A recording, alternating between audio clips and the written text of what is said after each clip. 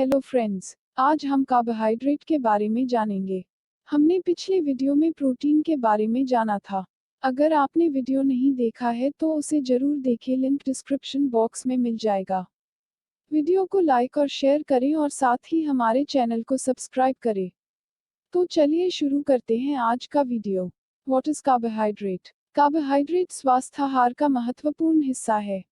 हमारे शरीर को कार्बोहाइड्रेट द्वारा सबसे अधिक मात्रा में ऊर्जा प्राप्त होता है, जो हमारे शारीरिक गतिविधियों में सहायता करता है।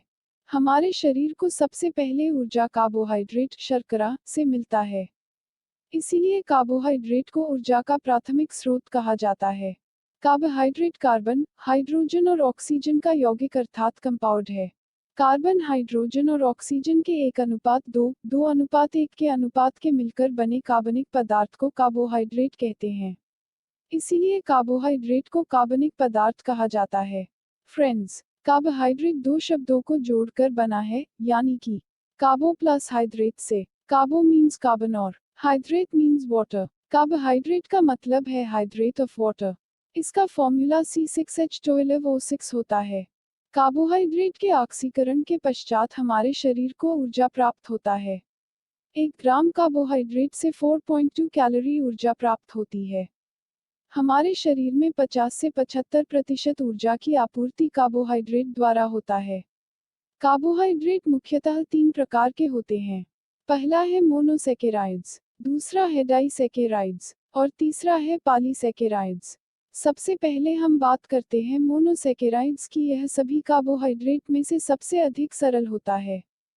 यह सिर्फ एक इकाई या एक अणु के बने होते हैं।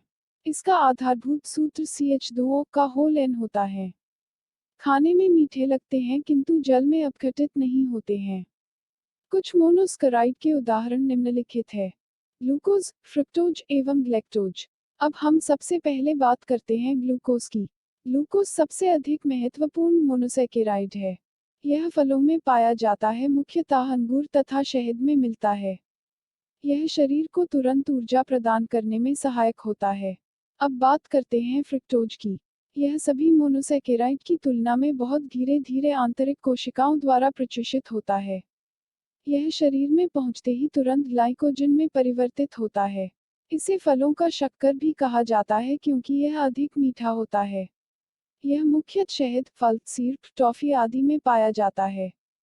अब बात करते हैं डाइसैकेराइड्स की। यह मोनोसैकेराइड्स के दो अणुओं से मिलकर बने होते हैं।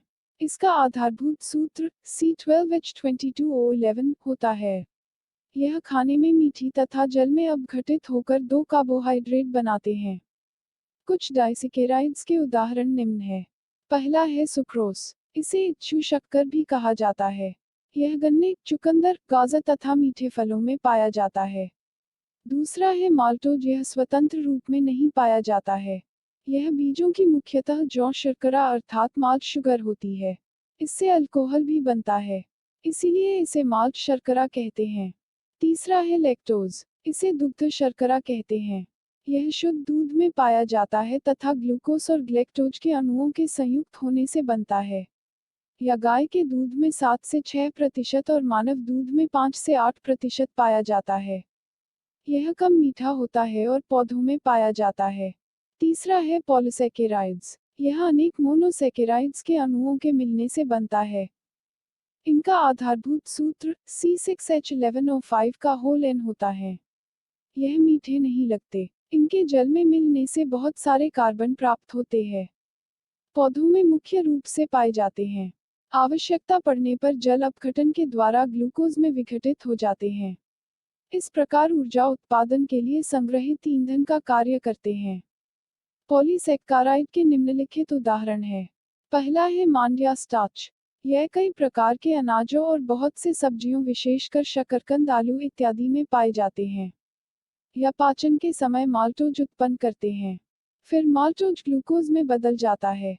दूसरा उदाहरण है ग्लाइकोजन। यह जंतु के शरीर में संचित अवस्था में होता है तथा आवश्यकता पड़ने पर इसका उपयोग होता है।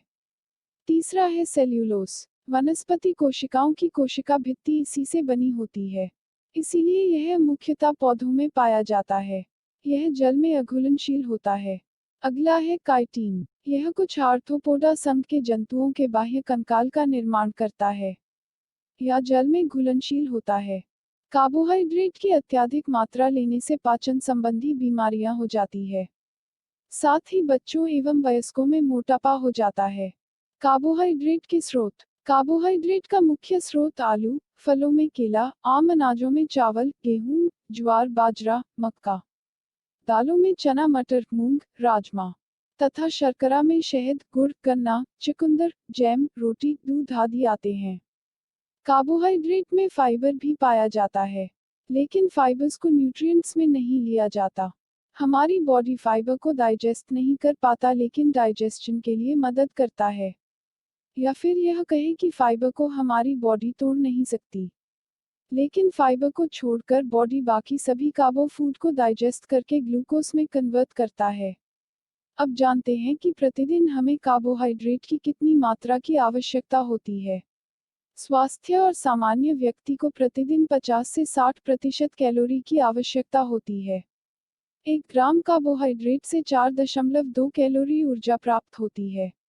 अब देखते हैं कार्बोहाइड्रेट के क्या क्या कार्य है। शरीर का तापमान नियंत्रण करना, कोलेस्टेरॉल लेवल को नियंत्रित रखना, ऑक्सीकरण द्वारा शरीर में ऊर्जा की आवश्यकता को पूरा करना, शरीर में भोजन संचय की तरह काम करना, विटामिन का निर्माण करना, न्यूक्लिक अम्ल का निर्माण करना, जंतुओं के बाह्य कंकाल का निर्माण करना,